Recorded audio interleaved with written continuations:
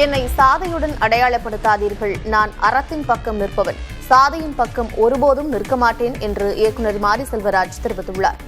நான் அரசியலுக்கு வந்தாலும் சாதிக்கு எதிராகத்தான் செயல்படுவேனே ஒழிய சாதியோடு ஐக்கியப்படுத்திக் கொள்ள மாட்டேன் என்று குறிப்பிட்டுள்ளார்.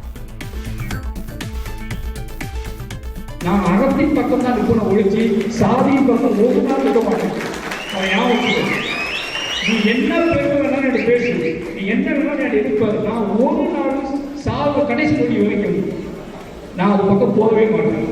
அதனால ஒருபோதும் சொல்றேன், திருப்பி சொல்றேன், என்னைய எதையாவது சொல்லி வலுக்கடிச்சிடலாம், என்னை கேள்வி வச்சிடலாம், என்னை திசை திருப்பிடலாம், என்னை பக்கம் இழுத்துடலாம், எதையும் யோசிக்காது.